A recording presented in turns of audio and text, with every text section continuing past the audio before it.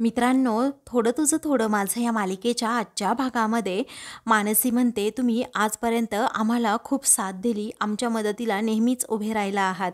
त्यामुळे आता इथून पुढे मला तुमची मदत नको. आम्ही ज्या अवस्थेत आहोत ना, तसंच आम्हाला सोडून द्या तुम्ही. वेळी तेजस म्हणतो, मस्त हां, तुमचं वक्तृत्व खूप छान आहे, परंतु आता हे बाजूला राहू द्यात. याला आता नळावरचं भांडण बनवा. त्यावेळी ती आता विचारते, काय बोलताय काय तुम्ही? अहो, मला नाही कळत. मग आता तेजस म्हणतो, अहो तुम्ही हे जे बोलताय ना ते भांडून बोला माझ्याबरोबर, म्हणजे तुमचा प्रॉब्लेम कसा सॉल्व्ह होईल. तेव्हा ती विचारते, नक्की काय? मला नाही कळत. मग आता तो म्हणतो, गायत्री वहिनी तुम्हाला इथे राहू देणार नाही आणि म्हणून तुम्ही सुद्धा इथे राहणार नाही, बरोबर ना? तेव्हा ती म्हणते, बरोबर. तेव्हा तेजस विचारतो, मग गायत्री वहिनींनी स्वतः जर तुम्हाला परमिशन दिली राहायला तर तुम्ही राहणार ना? मग आता ती हो असं म्हणते. तेव्हा सुनंदा म्हणते, तेजस हे कसं शक्य आहे, कारण अगोदरच लाडवावरून किती भांडण झालं होतं तुला तर माहीत आहे ना.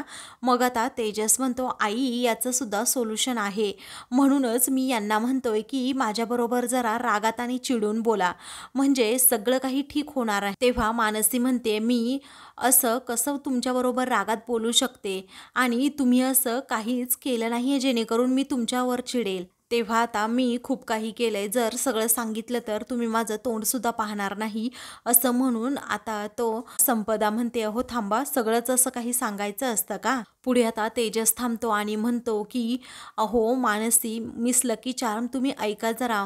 आपल्याला गायत्री वहिनीला फक्त हेच दाखवून द्यायचं आहे की आपल्या दोघांमध्ये भांडणं आहेत म्हणून, आणि तुम्ही गायत्री वहिनीला तसं दाखवून द्या, माझ्याबरोबर भांडण्याचं नाटक करा.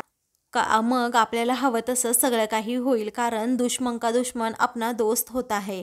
तेवढ्यातच सूरज आता तेथे येतो आणि मानसीला तेथे पाहतो आणि लगेच ती चुगली करण्यासाठी तिकडे गायत्रीकडे जातो. त्यानंतर तेजस आता तिला विनंती करतो की याने काहीच होणार नाही, झाला तर फायदाच होणार आहे, परंतु तुम्ही माझ्याबरोबर फक्त भांडा. इकडे गायत्री रूममध्ये असते, ती आता काहीतरी तेथे ड्रेसिंग टेबलजवळ बसून करत असते.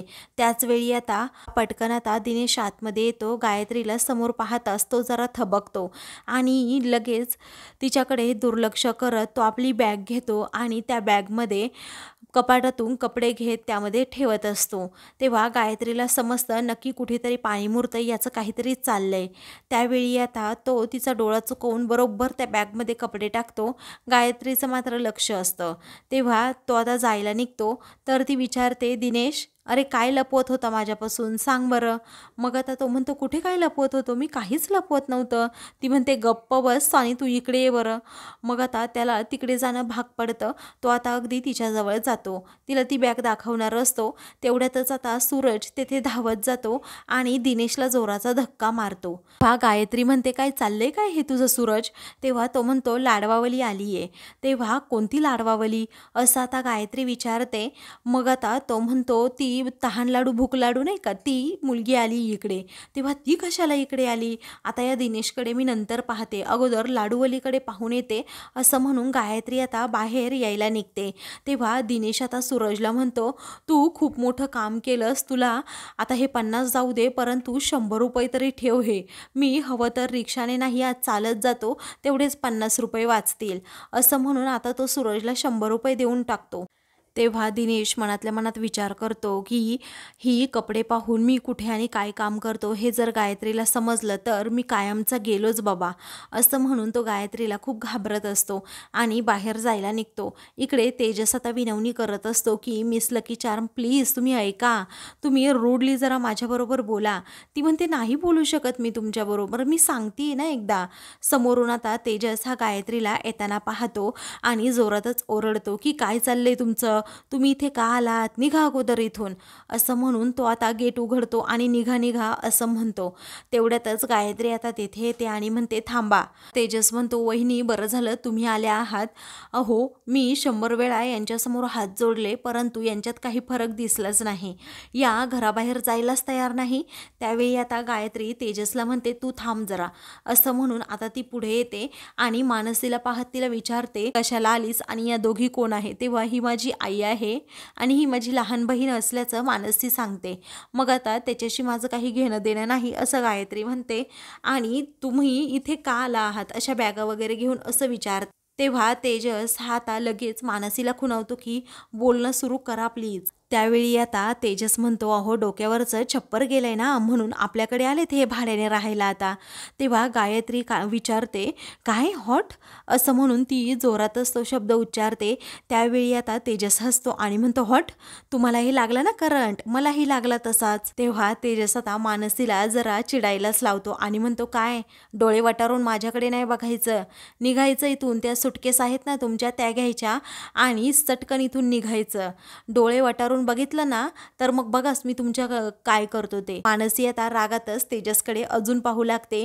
ती म्हणते, उगीच वाद घालायचं नाही हा माझ्याशी तुम्ही. तेव्हा तेजस म्हणतो, अहो वाद तर तुम्ही घालताय माझ्या बरोबर, तुम्हाला खूप राग येतोय ना, मग दाखवा रागवून मला. असं म्हणून तो आता खूप चिडतो. त्यावेळी आता मानसी रागातच म्हणते, बस झालं आता. तेव्हा संपदा म्हणते, अगं मानसी तू हे काय करतेस? त्यावेळी आता मानसी म्हणते, आई तू अजिबात मध्ये बोलू नकोस, अगं वाटेल ते बोलतायत हे, आणि मी मगापासून गप्प बसतीये म्हणून हे फायदा घेतात का माझा? त्यावेळी आता तेजस सारखा सारखा मानसीला खुणावत असतो. मग आता मानसी म्हणते, अहो खूप केलं तुम्ही, आता सोडा आमची पाठ, बस झालं. असं म्हणून ती त्याच्यासमोर हात जोडते. त्यानंतर ती आता रागातच म्हणते, पारगावला येऊन काय काय केलं? अहो लग्नात जे काही केलं ना त्यामुळे माझं लग्न मोडलं. दोघांची भांडणं आता घरातील सर्वजण पाहतात. गायत्रीला आता खरं खरं वाटतं की यांची खरंच भांडणं झाली. त्यानंतर आता इकडे विनोद हा गायत्री जवळ जातो आणि तिच्या कानात म्हणतो, पाहिलं ना दीदी काय काय केलं या तेजसने? अहो पारगावला हाच गेला होता आणि यानेच त्या मानसीचं लग्न मोडलंय. इकडे मानसी आता तेजसला रागातच म्हणते की राष्ट्रहिताची कामं म्हणे. कसलं राष्ट्रहित? अहो तुम्हाला तर काही येतच नाही, तुम्ही खोटं बोलता, राष्ट्रहिताची कामं करता म्हणे आणि माझं लग्न मोडलं तुम्ही. त्यानंतर मानसी पुन्हा म्हणते, तुम्ही आमच्या आयुष्यात का आलात? कारण तुमच्यामुळे आमच्या कुटुंबाला खूप मनस्ताप झाला आहे. आणि अजून एक सांगू का, तुम्ही त्या रणजितबरोबर माझं लग्न का जुळवून देताय मला कळतच नाही. काय स्वार्थ काय आहे तुमचा यामध्ये? अहो बरं झालं मी इथे आले, अशी लपवाछपवी तुम्ही करताय, मला सगळं काही सत्य समजलं आणि एवढी लपवाछपवी करून तुम्ही आम्हालाच ओरडताय. मग आता संपदा म्हणते, मानसी थांब बघ. त्यावेळी आता मानसीच म्हणते, आई तू थांब, अजिबात मध्ये काही बोलू नकोस. मला आधीच माहीत असतं ना की तुम्ही इथे राहताय, मी इथे कधीच आलेच नसते. असं म्हणून मानसी आता खूपच चिडते. त्यावेळी आता तेजस मनातल्या मनात विचार करतो की ह्या नाटक करून बोलतायत खरं, परंतु जे बोलतायत ना ते पूर्णपणे खरं बोलतायत. परंतु मला माफ करा, माझ्यामुळे एवढं होईल असं कधीही वाटलं नव्हतं. तेजस आता म्हणतो, बॅगा उचला आणि निघा अगोदर. तेव्हा ती म्हणते, मलाही काही हौस नाही इथे राहण्याचे. असं म्हणून तीही निघालेली असते. त्यावेळी आता तात्या पुढे येतात. तर आता तेजस म्हणतो, तात्या मी आत्ताच सांगतोय तुम्हाला, अजिबात मी यांना अजिबात इथे राहू देणार नाही आहे. आणि भाडोत्री तर म्हणून नाहीच नाही, कारण भाडं ह्या गायत्री वहिनी खातात ना. मग आता काय म्हणालास काय तू? असं गायत्री रागात विचारते. तेव्हा आता तेजस म्हणतो, म्हणजे भाड्याचं खातं तुमच्याकडेच आहे ना सगळं, भाड्याचे पैसे तुम्हीच घेता ना, मला काय फायदा आहे यांच्यापासून, जाऊ द्या यांना. तेव्हा आता मानसीचा खूप अपमान तेजस करत असतो. ते पाहून तात्या त्याच्यावर हात उगारतात. सर्वांना आता धक्काच बसतो. त्यावेळी आता तात्या म्हणतात, तेजस अरे तू सुखाने जगू देणार आहे की नाही कुणाला, जरा गप्प बस की. त्यावेळी आता मानसी बाळा सॉरी हा, कारण तुझा अपमान या घरात झाला. आई लेकीचा कधी अपमान या घरात होत नाही, त्यामुळे तू माफ कर मला. त्यावेळी ती म्हणते, जाऊ दे काका काही हरकत नाही, मी जाते माझी कुठेतरी. त्यावेळी आता ती निघालेली असताना गायत्री म्हणते, थांब, हे लोकशाहीचं स्वातंत्र्य आहे ना, मग निर्णयसुद्धा तसाच होणार. तेव्हा आता तेजस विचारतो, काय म्हणजे हुकुमशाही बंद का? पुढे आता तेजस म्हणतो, लोकशाहीनेच निर्णय घ्यायचा आहे ना. तात्या आई बोला तुम्ही, यांना या घरात राहू द्यायचं आहे की नाही? तेव्हा गायत्री म्हणते, कुणी काहीही बोलणार नाही. आता मतदान होणार आहे आणि ते पण गुप्त पद्धतीने, असं गायत्री म्हणते. छाया विनोदला त्याची तयारी करायला सांगते. तेजस आता मुद्दामच म्हणतो, थांबा एक मिनिट. असं म्हणून तो आता मानसीला सुनावतो, कधी नव्हे ते आमच्या दोघांमध्ये एकमत व्हायला लागलं होतं, तुमच्यामुळे आता आमच्या नात्यामध्ये फूट पडायला लागली. आता तुम्हाला सरळ हाताने धरून हाकललंच पाहिजे. तेव्हा तात्या म्हणतात, सुनंदा याला एकदम शांत राहायला सांग. सुनबाईने सांगितलं आहे ना की मतदान करून निर्णय घेऊयात, मग घेऊयात तो निर्णय. त्यावेळी आता छाया तयारी झाली का, असं गायत्री विचारते.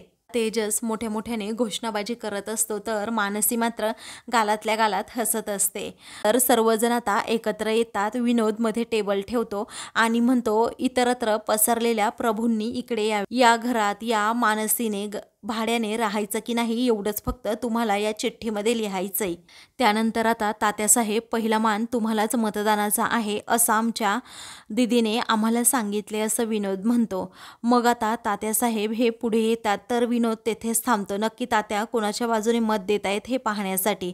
मग आता तात्या त्याच्याकडे जरा रागात पाहतात, म्हणून विनोद म्हणतो, गुप्त मतदान पद्धती आहे नाही का, मग आता आपल्याला बाजूला व्हायला हवं, असं म्हणून तो आता बाजूला होतो. तर तात्यांना आता आठवतं की कशा प्रकारे मानसी गोड स्वभावाची मुलगी आहे आणि किती मला मदत केली होती तिने, या घराबद्दल तिला काय काय वाटतं हे सगळं काही आता त्यांना आठवत असतं. मग आता एकीकडे सुनबाई, दुसरीकडे तेजस, असं म्हणून त्यांनी त्या चिठ्ठीमध्ये नाही असं लिहिलेलं असतं. मग त्यानंतर सुनंदा आता तेथे येते. तिलाही आठवत असतं, तहान लाडू, भूक लाडू जेव्हा मी या लेकराला करायला शिकवले होते तेव्हा तिने 5,000 रुपये मला आणून दिले होते. ही तुमच्या कामाची पावती आहे, तुमच्या कामाची ही रॉयल्टी आहे, असं म्हणून तिने तो चेक मला दिला होता. त्यावेळी आता ती सुद्धा आपलं मत त्यामध्ये नोंदवते आणि त्या पेटीत टाकते. काही वेळानंतर आता तेथे दिनेश, सूरज, त्याचबरोबर आभा हे सर्वजण येतात. छाया, विनोद हे सर्वजण आता मतदान करतात. तेव्हा गायत्री आता म्हणते की मतदान तर झालं आहे. मग आता विनोद म्हणतो, हो आता तुमचं आणि तेजसचं मत तर आम्हाला माहीत आहे की या घरात यांनी राहायचं नाही, या दोघांचं मत घ्यायचंच नाहीये. त्यावेळी आता गायत्री म्हणते, तरीही आम्ही मतदान करणारच आहे. गायत्रीचं मतदान झाल्यानंतर तेजस हा पुढे येतो आणि म्हणतो की आता यांनी राहायचंच आहे इथे, हे मी मतदान करणार आहे. तो आता मानसीला डोळा मारतो, तेव्हा मानसी आता गालातल्या गालात हसते.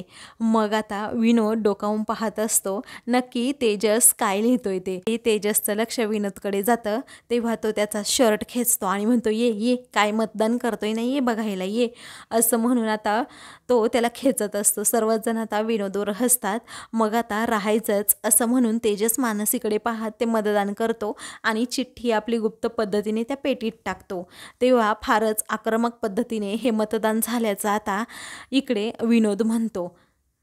त्यानंतर विनोद आता एक एक चिठ्ठी आता उघडत असतो आणि एका चिठ्ठीमध्ये राहायचं तर दुसऱ्या चिठ्ठीमध्ये राहायचं नाही अशी 4 मतं राहायचं आहे या बाजूने पडलेले असतात, तर राहायचं नाही अशी ही मतं तिला 4 पडलेली असतात. त्यावेळी आता शेवटचं जी चिठ्ठी असते ती विनोद काढतो आणि म्हणतो, आता या चिठ्ठीमधूनच मानसी सनस हिने इथे राहायचं आहे की नाही हे मत ठरणार आहे. त्यामुळे अटीतटीचा सामना आहेच, पाहूया आपण काय होतंय ते. तेव्हा तेजसची आता धाकधूक वाढते. तो म्हणतो, मिस लकी चार्म, तुम्ही या घरात राहणार आहे असं माझं मन मला सांगतंय. त्यावेळी आता मानसी इकडे मनातल्या मनात विचार करते, देवा जर माझ्यामुळे यांच्या घरात फूट पडणार असेल तर मग मी इथे नाही राहिलेलीच बरी, असं म्हणून दोघांच्या मनातही वेगवेगळं असतं. तर आता मित्रांनो, पुढील भागामध्ये शेवटी मानसी आता त्या घरात राहते. तेजस आणि मानसी दोघेही रूम साफ करत असतात. तेवढ्यातच आता त्याला पाल दिसते, म्हणून तो पटकन आता मागे होतो. तर आता मानसी हसते आणि म्हणते, बापरे तुम्ही पालीला एवढं घाबरताय, थांबा मी तिला हुसकवते, असं म्हणून ती आता पालीला हुसकावून लावत असते. तेव्हा तेजस आता तिच्या दोन्हीही खांद्यावर हात ठेवतो आणि शुक असं करत असतो, तिला हाकलवून लावण्याचा प्रयत्न करतो. मग आता मानसी आणि ते दोघेही एकमेकांच्या जवळ असतात. तेव्हा मानसी त्याच्याकडे खूप प्रेमाने पाहत असते. अशाच मालिकेंचे पुढील भाग पाहण्यासाठी चॅनलला सबस्क्राईब करा.